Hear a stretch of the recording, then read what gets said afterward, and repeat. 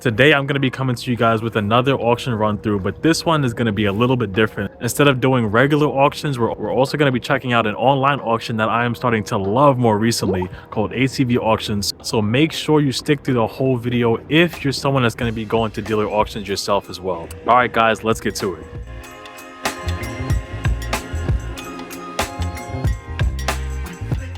What's up guys, my name is Jamal from Flipping University. In this channel I help people go from amateur to expert flipping cars so that they can build a life of freedom doing whatever they want and whenever they want. And I know a lot of people want to see the next part in the series that I'm doing, going from $1,000 to $100,000 flipping cars. But I actually just came back from a vacation going to Aruba. I don't know if you could tell, but I'm actually pretty crispy right now. I got sunburn and everything out there, which is pretty crazy because it's the middle of winter right now. But because of that, I wasn't really able to focus on getting another car to flip through the series. But at the same time, I still want to give you guys another weekly video just to help you guys out if you're going to be starting this journey up yourself as well. And if you didn't see some of my last videos where I actually got a Ford Escape through an online auction, that's the auction that we're going to be exactly going over today.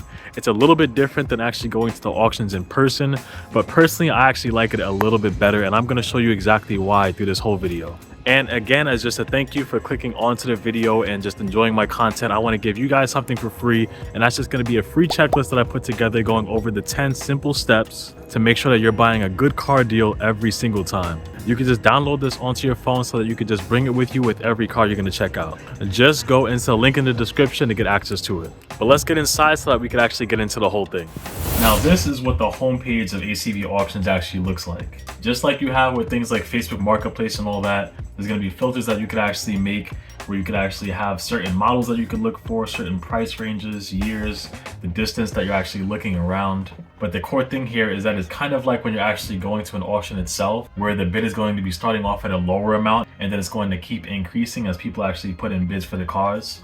But it's done in a little bit of a different way. Instead of how it is when you actually go to the physical auction itself and then you have the auctioneer rambling off lightning fast, going through all the prices for the car that's going through the run lane. Each car has its own run lane and it's going to have a certain amount of time allotted to it before the bid actually closes. Before it was actually where you just had like 20 minutes to actually start making a bid for the car. But now they actually increase the time where you could actually have cars like these right here, where it could actually be a whole hour or two before the bid closes to actually get your bid in. And then as you can see there's actually lights that actually come up with each listing. We're going to go over in a second what those lights actually mean, but just bear with me for now. But what ACV actually does is they actually take their own mechanic to actually go check out the car themselves to do a full-on detailed report of the car before they actually list it up. So as you can see here, they take a lot of pictures of the cars. They actually have a paint scanner with them so they actually can go over what the paint is like. And then they check everything with the car, even if there's any like aftermarket things that was added to the car. Just like with this one, it looks like this person was trying to race the car or something. They added a cold air intake turbo kit,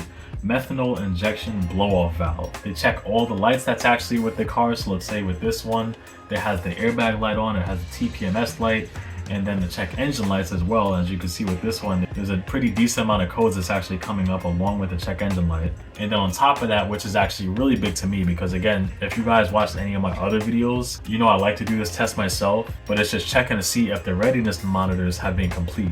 And for the people that don't really know what readiness monitors are, if you use an OBD scanner and connect it to the car, there's going to be a part on the scanner that's actually going to say that you can erase the codes. For most scanners out there, if you do it that way, or if the battery actually just dies on the car, either of those ways, then whatever codes was on the car are actually going to be reset completely. But the key way that you could actually check and protect yourself from this is actually checking the readiness monitors. If the readiness monitors like this are actually incomplete, then that shows you that the computer was actually reset recently. For me, for most cars, I actually don't buy them if the codes were reset recently. It's up to you really how you want to do it, but it's great regardless that they actually cover this in the listing, rather than getting the car and then you have to find out for yourself that they might have just cleared the codes. And then another thing that you're definitely not going to be able to get if you just see it from some Facebook listing is they actually have an audio recording of what it's like when the car actually starts up. So I'm going to let you guys listen to it now.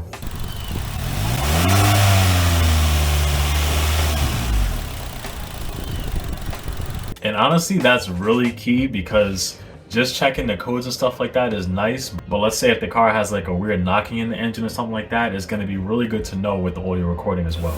And now I'm going to show you guys what it's like when a bid is actually about to close with the car. So as I said before, you're going to have a certain amount of time to actually get your bids in for the car before it closes. So what actually happens is if you actually put in a bid under that time frame of a minute, then the countdown will actually reset back up to a full minute. So it basically just allows everyone to get their final bids in before the auction actually closes for that car. Of course, with this car, I wasn't going to bid on it. This car has way too many problems. I wouldn't jump on a car like this. But let's say if I got that final bid, if the time goes down and you have the highest bid on the car, when the time closes completely, you're going to be as the highest bidder for the car, and then it's going to go into two different ways. Either the sale is just going to close completely and then you won the bid, that's it, you're done, you already got the top bid in. Or if the car didn't actually meet what the seller was looking to get for the car, then you're going to go into negotiation with the seller. At this point, the seller is going to come back with a counter offer. Let's say you ended at like $1,000 yourself and the seller wanted to get to like $1,500. The seller might come back with a counter offer themselves, and it's up to you to either take that counter offer or if you want to just counter back with the offer yourself.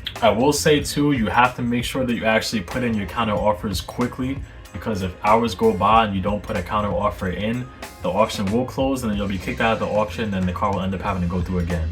And then after that, it's going to go into actually paying for the car. You have to pay for it within 24 hours of the time that you actually got the winning bid. And what's going to happen is you're going to get a bill of sale for the car that's going to get sent to your email. And then there's going to be a link in the bill of sale that you can actually click into and then pay through that link itself. So there's going to be two ways that you can actually get the car. If you have a dealer plate yourself, then you could put in the description when you're buying the car that you're going to be picking it up yourself. Usually if you do it this way, you have to pick it up within a couple of days of when you actually got the winning bid. Or you could do ACV transportation. With ACV transportation, honestly, I like it a lot. They ship the cars out really quickly. The last car I actually just got was just transported to me, and they're going to show you a quote for the car, how much the transportation would be to actually get it to you. And there's one other thing I actually want you to keep in mind as well. Whatever price that you're paying for the car here is not the only thing. There's also going to be buyer fees that's associated with each car that you're going to be buying. I'm going to put on screen what those buyer fees are actually like, but it goes up in tiers depending on how much you're going to be paying for the car. So just keep that in mind with every car that you're going to be buying. There's a little bit more fees that's going to be on top of the price that you're going to be paying with that bid. And now we're going to go over what the lights mean. I actually went over this a little bit with the other video that I made going to the actual dealer auctions, and it really follows through the same here. There's 4 different lights that could actually be on each car. The one that you want to see more than anything else is it being a green light. If there's a green light with the car, it basically means that there's a bit of a warranty that you're getting with the car. Where if you buy that car and something comes up when you receive that car that was not in the listing, you can either get your money back for the car completely, just return the car, or the person that sold you the car is actually going to have to cover whatever that expense was. The yellow light right there shows that there's an announcement along with the car. So all these things right here under the announcement section, these are the things that's actually linked to that yellow light. The red light right there shows that the car is being sold as is, so it's the complete opposite of a green light. With this, there is no warranty at all. If you buy it, the car is yours. I won't say that there's nothing that you could do to get your money back, because I'm going to go over a way that you technically can in other ways. But I will say that if a problem comes up with the car after you've received it, in terms of there being some mechanical problems or whatever, you really just have to live with it. You can't get your money back from it. And then the last one is the blue light. The blue light means that the title is absent. So if the car has a blue light there, it means that the title is absent. The dealer has not actually reported that they have the title themselves. But at the same time, with ACV auctions, they have 30 days to actually bring the title in. And if they don't bring the title in within that 30 days, then you can actually get your money back. If the car doesn't have a blue light in the listing, then it shows that the title is actually here. If the dealer does not show that they have the title actually present within the first couple of days that you buy the car, then again, you can get your money back for the car. And that's about it, guys. That's the whole thing with ACV auctions. A big reason why I love it is just because of the fact that, first of all, the auction fees are actually a little bit cheaper than the auctions that you actually go to in person. And because of the fact that you can literally check it from everywhere. It's just as easy as being able to just go on Facebook Marketplace and check a car that's listed there. But with this, the prices are much better. The people that's actually posting up the cars are a lot more thorough. And you can literally have the cars shipped to you. You don't have to go anywhere. So to me, it's honestly kind of a no-brainer. Having that said though, I am still going to be putting up some videos getting a car through places like Facebook Marketplace for people that don't have access to dealer auctions like this. And on top of that, 2 other things. If you want dealer access yourself and you want to see how you can get your own access without having your own dealership, hit me up in my email. I'm gonna put that into the description below. And then on top of that, like I said, make sure you don't miss that checklist. It's gonna be good for you guys if you're gonna be going into flipping cars yourself as well. Or even if you're not flipping cars, just trying to get a good deal for the next car you're gonna get. But for both of those things, just go to the link in the description below. And in our next video, we're gonna be going over the next part of our series, turning $1,000 to $100,000 flipping cars. So make sure you subscribe and hit that notification bell to be alerted right when the video comes out.